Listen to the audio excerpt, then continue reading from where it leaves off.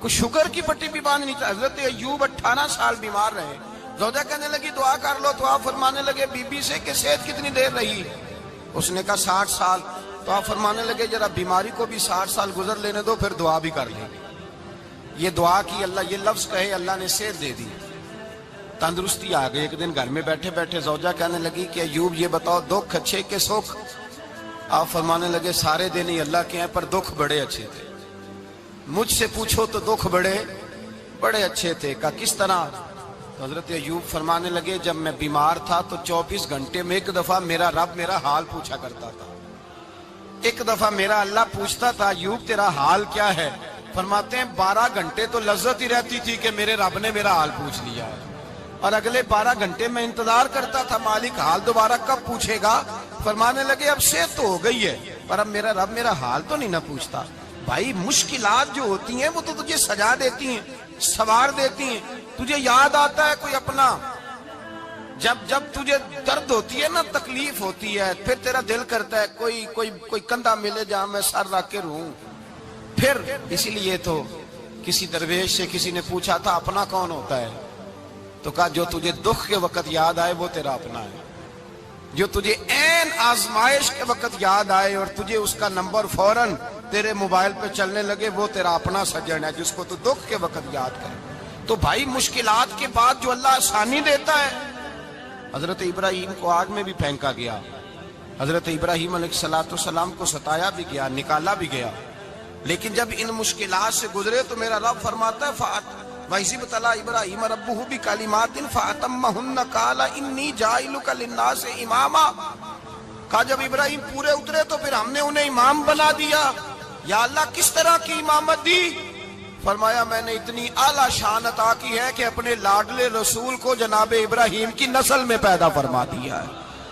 میں نے مصطفیٰ کو ان کی نسل میں پیدا کر دیا، قیامت تک کے لیے ان کا وقار بڑھا دیا. اللہم صلی علی محمد وعلی آل محمد کما صلیت علی ابراہیم وعلی آل ابراہیم.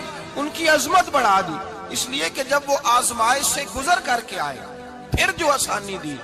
میرے نبی پاک صلی اللہ علیہ وسلم نے دین ابراہیمی کی بہت ساری چیزوں کو رکھا. کہا میں ملت ابراہیمی پہ ہوں. جب کوئی مشکلات کو عبور کر کے آتا ہے، جب کوئی تکلیفیں سہ کر کے آتا ہے، اس کے لیے جو اجر ہوتا ہے، اس کے لیے جو پھر اللہ کتنی ذرا بڑی توجہ کیجئے گا. لوگ سمجھتے ہیں فلاں آدمی مشکل میں ہے تو شاید مشکل میں ہی رہے گا، فلاں آزمائش میں ہے تو شاید میرا اللہ فرماتا ہے ایک مشکل دے کے میں 2 آسانیاں بھی دوں گا. تم مشکل دیکھ رہے ہو، مشکل نہ دیکھو، وہ جو اس کو بعد میں آسانی آنے والی ہے، اور ڈبل جو میں اس پر نعمت کرنے والا ہوں اس کو دیکھو. حضرت یوسف کو بھائیوں نے کنویں میں ڈال دیا تھا، اور جب کنویں سے نکلے تو مصر کے بازاروں میں بکے، اور پھر زلیخا نے الزام لگایا تو حالات بگڑ گئے. حضرت یوسف کو جیل جانا پڑا. کتنی کٹھن زندگی تھی، لیکن میرے مالک کو کچھ اور ہی منظور تھا. کنویں میں گرنے والے، بازار میں بکنے والے، جیل میں جانے والے، الزام لینے والے جناب یوسف کو رب کریم نے اسی مصر کا بادشاہ بنا دیا. اللہ پاک نے اسی مصر کا حکمران بنا دیا. یاری تیری سونا پر ازمیشاں تیریاں اگ، اے سونا پرکھیا جاوندائی پہلو نال اگاں دے لگ. اس کے لیے تھوڑا سا جتن کرنا پڑتا، تھوڑے کٹھن حالات سے گزرنا پڑتا، تھوڑی آزمائشوں کا روپ دیکھنا پڑتا. ہم چاہتے ہیں کہ ہمیں چھیڑے کوئی نہ کوئی تکلیف نہ آئے، کوئی آزمائش. یہ ہو نہیں سکتا میرے بھائی. نامی کوئی بغیر مشقت نہیں ہوا. 100 بار جب عقیق کٹا تب جا کر نگی ہوا.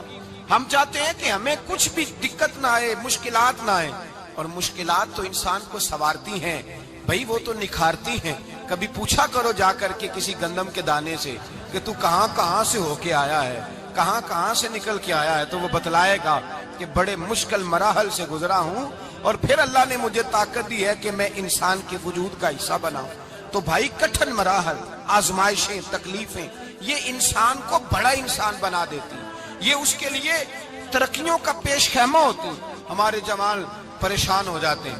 عورتیں خاص کر کے اس بات پہ توجہ کریں، وہ بڑی جلدی غم لے جاتی ہیں. وہ کہتی ہیں جانے میرا کچھ ہوگا ہی نہیں، جانے میرا کچھ ہو ہی نہیں سکتا.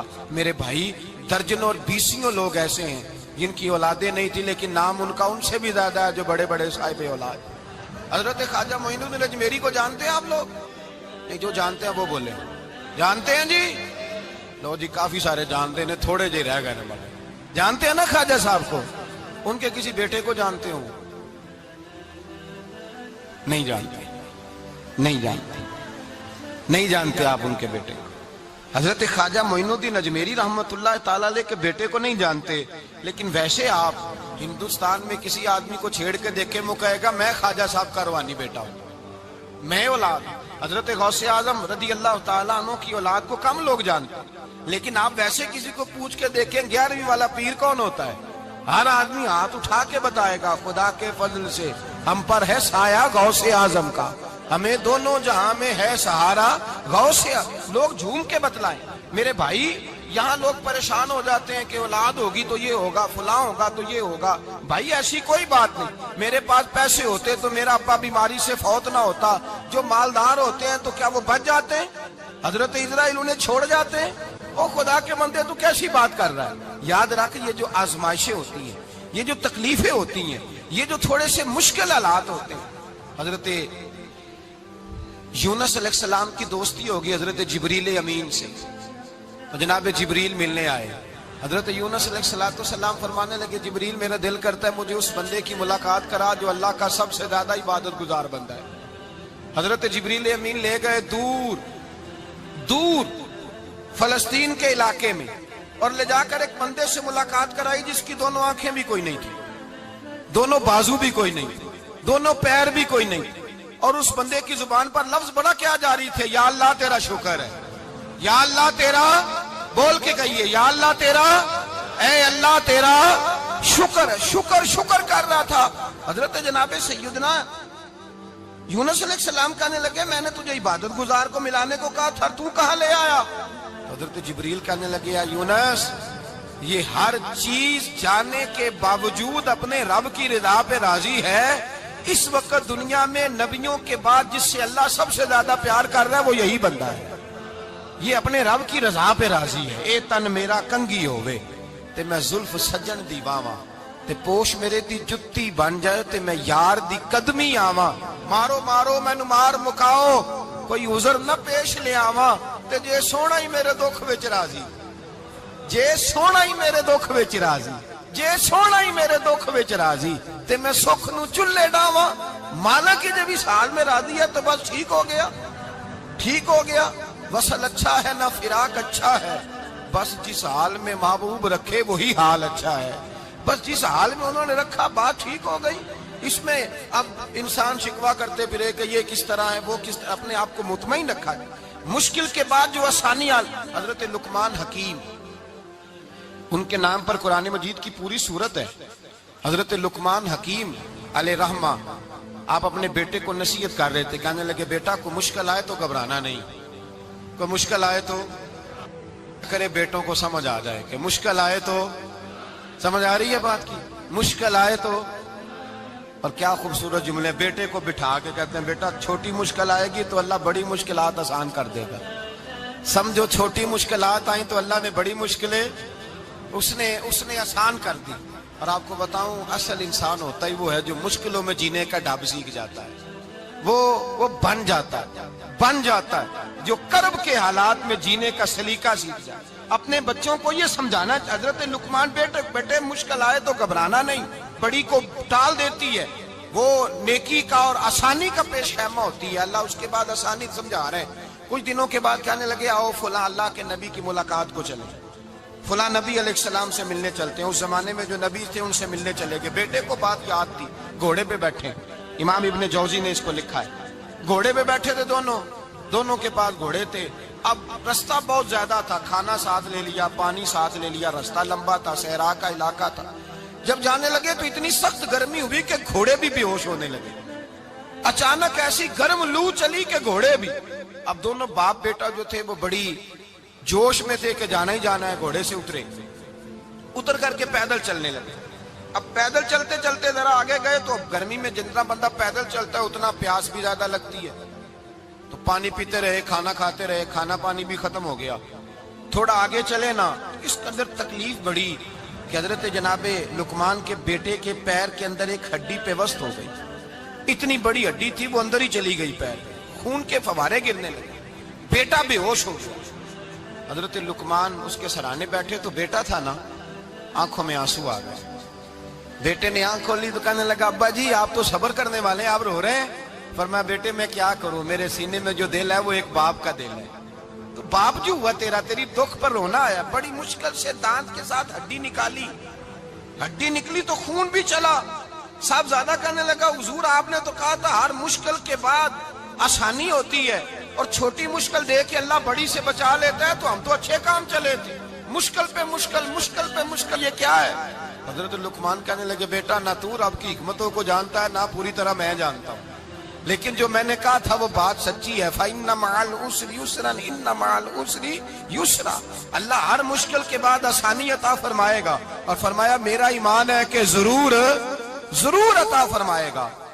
یہ بات کہہ رہے تھے کہ سامنے سے دھواں اٹھا، اتنا سخت دھواں اٹھا کہ آپ نے سوچا شاید وہاں بادیا وہاں جاتے، وہاں چلنے لگے تو پیچھے سے کسی نے آواز دی ٹھہر جاؤ، رکو، وہیں رک گئے۔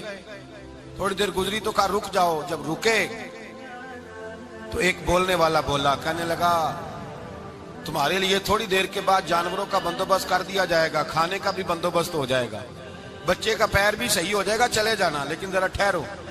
حضرت لقمان کہنے لگے بولنے والے تو کون ہے؟ تو کہنے لگے میں اللہ کا فرشتہ ہوں، میں اللہ کا فرشتہ ہوں۔ کہا اللہ کے فرشتے اور یہ سارا کچھ کیا ہے؟ تو فرشتہ کہنے لگا اصل بات یہ ہے کہ سامنے بستی پر مجھے عذاب نازل کرنے کا حکم ملا تھا، آپ بڑی تیزی سے آ رہے تھے، میں نے رب سے دعا کی کہ اللہ اس باپ بیٹے کی غلطی کوئی نہیں، مہربانی فرما۔ رب نے پہلے آپ کو صحرا میں الجھایا، پھر میری دعا کی برکت سے آپ کے گھوڑے ٹھہر گئے، پھر میری دعا کی برکت سے آپ کا پانی ختم ہوا۔ سنے کون قصہ درد دل،